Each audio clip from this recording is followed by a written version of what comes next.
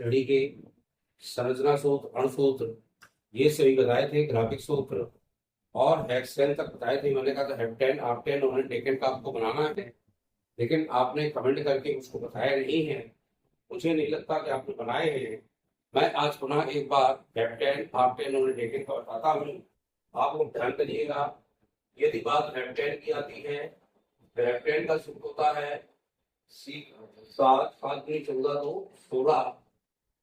यहाँ पे आएगा हेप्टीन, हेप्टीन का आएगा सी के 7 एच के 14 यानी गुना होता है। यहाँ पे आता है हेप्टाइन, तो हेप्टाइन का पता है कि गुना करके 2 घटाएंगे तो 7 दूनी 14 में 2 गए यानी 12। तो इस तरह से ये एल्केन एल्कीन और एल्काइल श्रेणी है। हेप्ट में 7 कार्बन होते हैं, उसी हिसाब से हाइड्रोजन की संख्या रखते हैं। मान लो हमने सी के 7 किए, 1 2 3 4 5 6 7। अब मैंने बताया था हर कार्बन की गिनती को पूरा करना है और हाइड्रोजन बंध के साथ उसको जोड़ देना। यदि अपने हाइड्रोजन लगाया, समय हाइड्रोजन लगा देंगे तो ये आपका ग्राफिक सूत्र तैयार हो जाएगा। आप इसमें गिन लीजिएगा, 7 लगे हैं और 7 दूनी 14 ये है, आगे पीछे 16 हो जाएंगे। ये प्रोडक्ट से 16 एच लग दे देंगे। अब इसका जब संरचना सूत्र की बात करेंगे, संरचना सूत्र में कुछ नहीं करना, हर कार्बन की गिनती हाइड्रोजन के साथ लिखते जाना है। ये देखो इस तरह से, ये लाइन नहीं करती इस तरह, लेकिन इनके साथ लिखते हैं। अपनी लाइन लिखते हैं सी के साथ एच 3 है, यहाँ सी के साथ एच 2 है, यहाँ भी 2 है, यहाँ भी 2 है, यहाँ भी 2 है, यहाँ भी 2 है और यहाँ पर 3 है। 1 2 3 4 5 6 7। अब हाइड्रोजन गिन लो, 3 2 5 7 2 9 11 2 11 2 11 3 16 हो गए, पूरे नहीं हुआ है। अब इस तरह से हमको ये हेप्टेन की संरचना है। नीचे वाला संरचना सूत्र बना है, उसके ऊपर ग्राफिक सूत्र बना है और सबसे ऊपर अणु सूत्र बना हुआ है। ये आपको ध्यान रखना है। इस हिसाब से आप इनको तैयार करें और बनाना सीखें। हेप्टेन है, सी के ऐसे चलता जाए। यदि हमने 7 कार्बन लिए हैं, 1 2 3 4 5 6 और 3 में 7 कर देंगे। अब हमने कहा था जब इन वाली श्रृंखला आती है तो कहीं ना कहीं एक जगह द्विबंध यानी डबल बॉन्ड का प्रयोग करना है और द्विबंध लगाएंगे तो निश्चित रूप से हेप्टेन बनेगा। मान लो अपने यहाँ लगा दिया, कहीं भी लगा दीजिए में से जहां आपको लगाना हो। अब सिर्फ हाइड्रोजन की संख्या गिनना है। यहाँ हमने एच के 2 कर दिए, 2 पहले 3, ये हो गया 4। अब इसमें 2 3 है ना, तो एक ही एच लगेगा। इसमें भी 3 है तो एक एच ही लगेगा। अब हर कार्बन की गिनती पूरी करते जाए।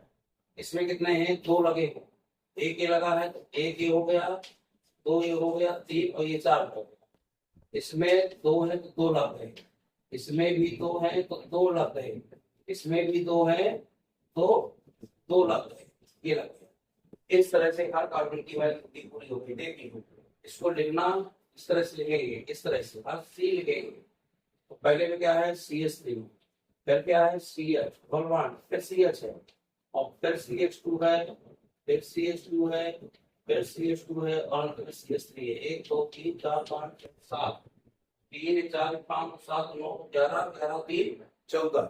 अपने आप बराबर आ जाएगा, हमें गिनने की आवश्यकता नहीं पड़ेगी। इस तरह से हेप्टेन की संरचना करना है और हेप्टेन आपको बनाना है। हेप्टाइन को बता दूं मैं आपको, हमने यहाँ पे 7 कार्बन लिख लिए हैं, 2 3 4 5 6 7 लेते हैं। अब हमने कहा था जब भी आयन होता है तो हम कहीं ना कहीं ट्रिपल बॉन्ड एक जगह लगाते हैं। आप जहां पे लगाना हो अपनी सब सकते यहाँ लगाना है। आप हाइड्रोजन संख्या पूरी कर लें। ये देखिए 3 1 4, इसमें 2 है, 3 और 4, इसमें 2 है, 3 और 4, इसमें 2 है, 3 और 4, इसमें 3 1 4 है, इसमें 3 1 4 है, इसमें 1 है तो 3 लगाओ। देखिए ये CH3 है ना, ये CH2 है, ये CH2 है, ये CH2 है, ये C ट्रिपल बॉन्ड C है और यहाँ पे CH3 है। 3 5 7 9 3 और देखिए 12, C के 7 और H के 12 आ गए। इस हिसाब से हमारे ये संरचना सूत्र, ग्राफिक सूत्र और अणुसूत्र, ये हो गया आपके अणुसूत्र तीनों के, ये हो गए सबके ग्राफिक सूत्र ये हो गए सभी के नीचे वाले संरचना सूत्र। इस तरह से मैंने हेप्टेन को बता दिया, हेप्टीन बता दिया, हेप्टाइन बता दिया। इसी क्रम से एक सीवर बढ़ाना है और कंटिन्यू कर दीजिएगा। ऑक्टेन ऑक्टीन ऑक्टेन बनाइएगा, नोनिन नोनिन नोनिन क्लोराइन बनाइएगा, डेकेन डेकीन और डेकाइन बनाइएगा।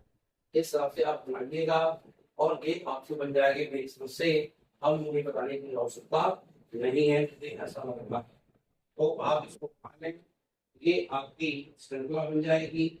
इस श्रृंखला के अनुक्रम में आपको पूरे ये तैयार किया होगा। अब बात आती है, आगे चलते हैं। जो एल्केन श्रृंखला है उसके साथ यदि हम एक हाइड्रोजन को हटाते हैं तो जो बना हुआ यौगिक होता है उसको मूलक कहते हैं। अब पहले आप जानिए मूलक क्या है। किसी हाइड्रोकार्बन यानी एल्केन श्रृंखला में एक हाइड्रोजन को कम कर देने में जो बना हुआ यौगिक होगा उसे एल्किल मूलक कहते हैं। उसे क्या कहते हैं? मूलक। मान लीजिए हमने इसका होता है CnH2n + 2 एल्केन श्रृंखला। सार मूलक क्या होता है? CnH2n + 2 होता है। यदि हम यहाँ पे CN+1 करते हैं इसमें एक हाइड्रोजन कम हो गया ना, कम हो गया, यानी इसके साथ कोई ना कोई यौगिक या कोई ना कोई लगेगा, चाहे कुछ भी लगे।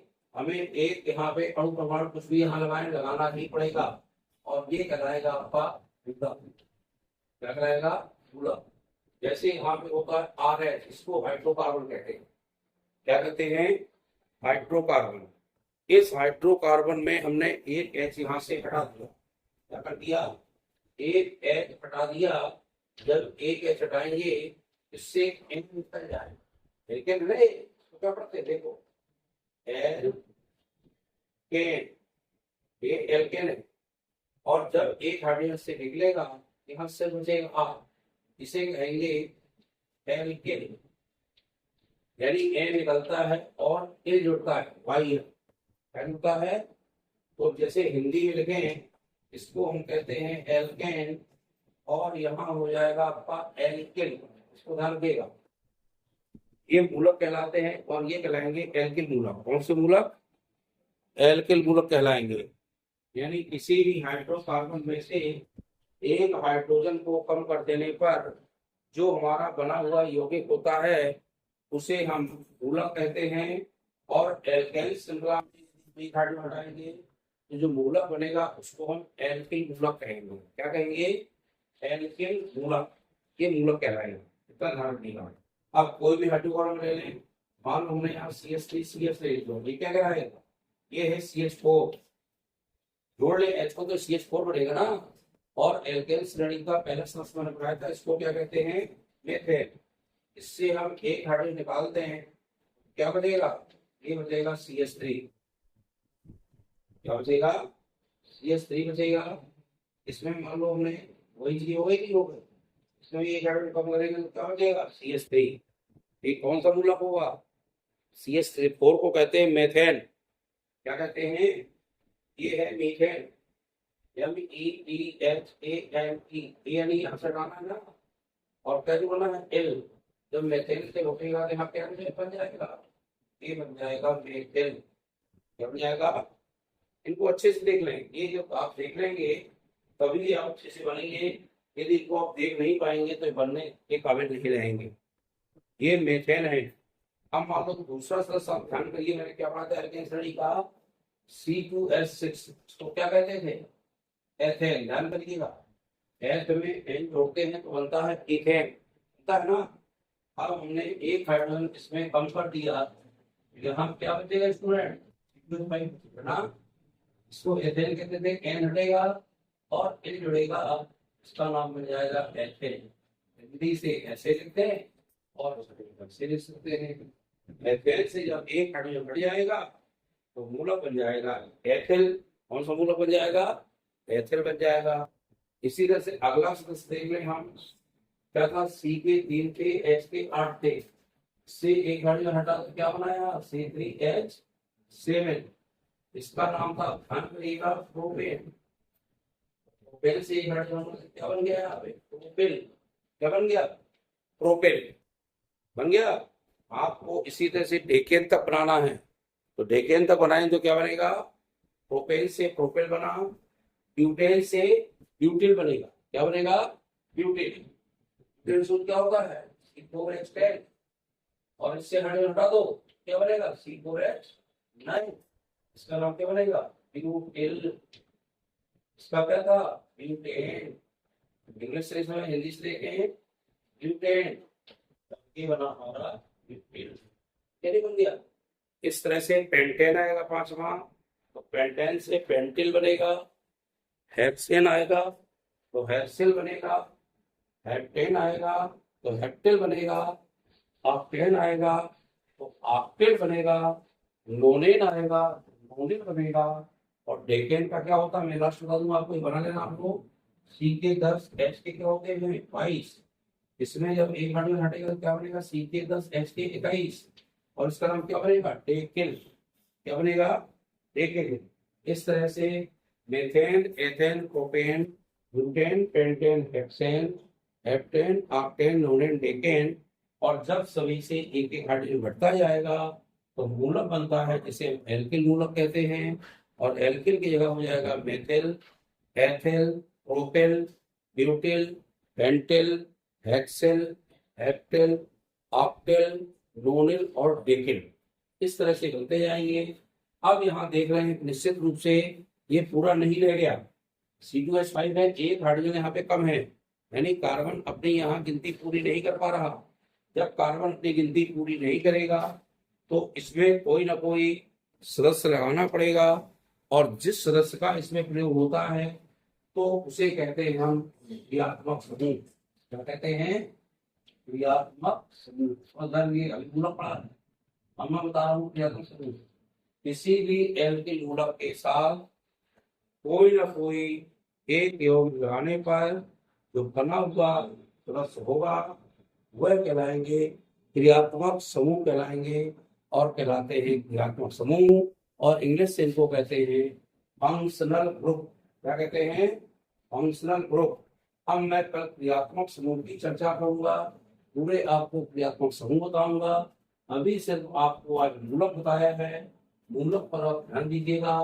पहले मूलक देखें, जब आपसे मूलक बनने लगेंगे, पहले आपने एल्केन श्रृंखला, एल्कीन श्रृंखला, एल्काइन देखी है। इनके सबके आप ग्राफिक सूत्र बना लीजिए।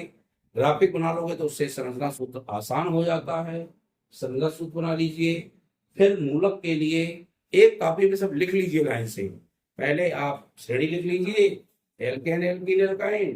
फिर सबके आप सूत्र लिख लीजिए, अणुसूत्र। फिर सबके आप ग्राफिक सूत्र लिख लीजिए। ग्राफिक के बाद पूरे संरचना लिख दीजिए, और फिर मूलक लिख लीजिए। एल्केन से लगा करके डेकेन तक के मूलक पूरे लिख लीजिए। एल्केन से जब एक हाइड्रोजन हटता है उसे क्या कहते हैं, हम एल्किल कहते हैं। एन जुड़ जाता है ना, एन हटेगा और एन जुड़ेगा तो क्या बन जाएगा, एल्किल बनता है। एन काट दिया हमने, एन जोड़ दिया, एन क्यों हटाया, क्योंकि एक हाइड्रोजन हटा है। जब एक हाइड्रोजन हटेगा तो निश्चित रूप से आपको पता क्या हो जाएगा, वो आपका तैयार हो जाएगा एल्किल मूलक के रूप में, और वो कहलाएगा एल्किल मूलक। इसी तरह से मेथेन, एथेन को कर लीजिए तो मेथिल, एथिल को मिल जाएगा। इनके सबके सूत्र लिख लें, और इनमें जो सदस्य होते हैं उन्हें हम क्रियात्मक समूह कहते हैं। इसकी हम चर्चा कल करेंगे। और इस तरह से वीडियो को सब्सक्राइब करें। बहुत बहुत धन्यवाद।